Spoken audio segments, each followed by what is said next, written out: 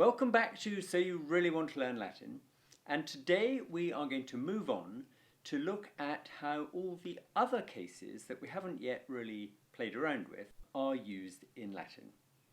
So we did last time quite a lot on nominative and accusative cases because we were dealing with the subject and the object.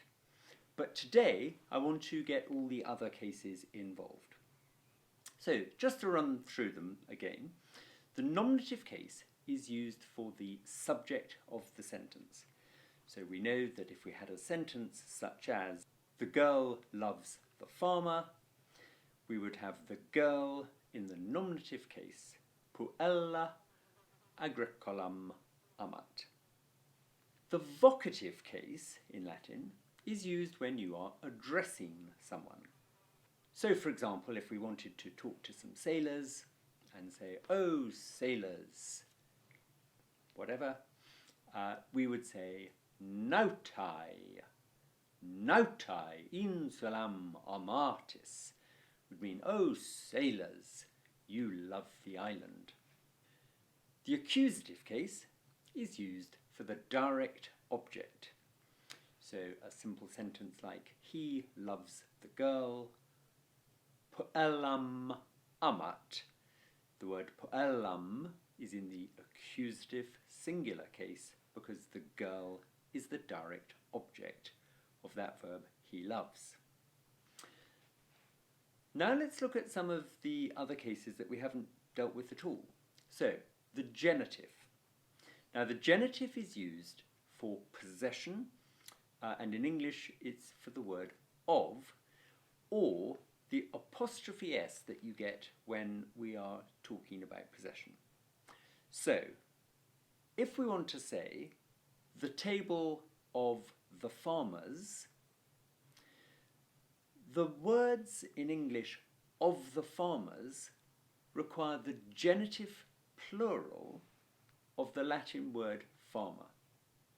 Plural because there's more than one farmer, and genitive because we want to say of the farmers. So we would grab our noun agricola and we would decline it. We know it goes like mensa.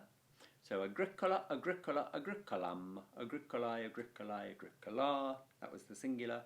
And into the plural, agricolae, agricolae, agricolas, agricolarum. Now, that word was the genitive plural, and that's the word we need for of the farmers. Okay. Now that same word agricolarum can mean of the farmers, or it can mean the farmers, where the apostrophe comes in after the S to show that we mean something of the farmers. So mensa agricolarum either means the table of the farmers, or it means the farmer's table, paying particular attention to where that apostrophe comes. The dative case is used for to or for. So if we want to say, she is singing to the goddess, we would have deai cantat. Now, cantat means he, she, or it sings, and deai, that form deai has got the dative singular ending on it, so it means to or for the goddess. And in fact, if you were to see that in Latin, you wouldn't know if it was she is singing to the goddess or she is singing for the goddess. You would have to work out which one made more sense. Again, if it were plural and we had something like the farmer sings to the girls, you would have agricola puellis cantat. So, agricola, the subject, cantat, he, she, or it sings, and then your dative plural, puellis, would be to the girls. The farmer sings to the girls. And finally, the ablative. Now, the ablative means by, with, or from, and at this stage, we really just want to concentrate on the fact that the ablative case is used to show by means of. Okay, so if you had something like, they overcome the inhabitants with wisdom. Be a lovely idea if they did. They overcome the inhabitants with wisdom. So the subject would be they, and that will be in the verb, and so we will have superant, they overcome. Your object will be the inhabitants, in colas, in the accusative plural case, and then they do that with wisdom. The Latin for wisdom is sapientia, and it goes like mensa. So the ablative singular would be sapientia. So, in colas, sapientia superant, they overcome the inhabitants with wisdom, and it means by means of wisdom, using wisdom. Okay, a slightly more brutal one, we might have, the farmer overcomes the sailor with arrows. Okay, so the farmer overcomes the sailor, agricola nautam superat. That would be the farmer overcomes the sailor. But if he does it with arrows, the Latin for an arrow is sagitta, and we need the ablative plural of sagitta.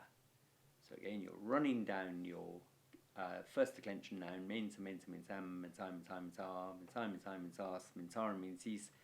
Ablative plural means cease. So we would want sagittis. Now, as you've heard me say before, I actually think it's a little bit easier translating into Latin rather than out of Latin, because when you go into Latin, you're running the show. You are deciding which words to use, and as long as you follow your rules, again, the right endings on the end of them, you can't go wrong. You can't muddle yourself because you know what you're saying. So if we just give a few examples of those cases being used, and we'll get into a little routine of how you do these. Okay? So, nominative and accusative we're pretty happy with, because we know the nominative is for the subject and the accusative is for the object. It's really these other cases, the vocative, which is not very common, but there it is, and then the genitive, dative and ablative. We want a little bit of practice at using those. Okay? Now, the way you're going to do this is you're going to write out the English sentence, and then over the top of the English words, write a letter to show which part of the sentence the word is. We're going to use S for subject, O for object, and V for verb. Those are the ones we've got used to. But in addition, if we know we're going to need of, we'll write gen, short for genitive. If we know we're going to need to or for, we're going to write dat, short for dative. And if we know we're going to need with, by, or from, we're going to write able, short for ablative. And of course, if we're talking to someone, we'll write voc for vocative. Okay? So if we had the girls prepare the table of the farmer, we're going to write S over the girls, because they are the subject. We're going to write V over prepare, because that is the verb, that is what they are doing. We're going to write O over the table, because it is the table that is getting prepared, it is the object. And then over the top of the farmer, we're going to write gen, because those words in English of the farmer are going to require the genitive case in Latin. And then putting those into Latin, all we have to really concentrate on now is whether we're singular or plural, because we've already indicated whether it's the subject or the object or the verb or whatever. Okay, so the girls are plural, so we need the nominative plural, poelai. Okay, the verb we're going to do last, that comes at the end. Okay, Now, they prepare. What do they prepare? They prepare the table. So there's our object, and it's one table, so accusative singular. So that's going to be men some. And then we've got this phrase of the farmer. Now, only one farmer, and we need the genitive. So the Latin for a farmer is agricola. The Latin for of the farmer is agricolae. And then, last of all, the verb. Now, we know that paro means prepare, and we want to know who prepares. Is it I or you or he or we or you or they? Well, our subject was the girls, and the girls are a they. Okay, so we need the third person plural on the verb for they prepare, and that gives us parent. Okay, if we do another one, if we had he has prepared the table for the women. Okay, now again, over the top of those words, he has prepared. Well, he is the subject, put an S over that. Has prepared is the verb. The table is the object, that's the thing getting prepared. So O over the top of the table. And then for the women is going to require the dative case, because to or for is the dative case. For the women is going to be dative. So we write dat over the top of that one. Okay? Then we go into Latin. Now, the subject is he, and that will be in the verb. It's the pronoun tucked into the verb. So we do that last. Right. Next word we get to is the table. That's the object. The object goes in the accusative case, and it's accusative singular because it's only one table. So, men some. Okay? Now, he has prepared the table for the women. Now, the women are plural, and for the women requires the dative case. So it's dative plural of the word for a woman, which is femina. So, for the women will be feminis. And then finally our verb, he has prepared. The Latin for prepare is paro. He has prepared is the perfect tense of paro.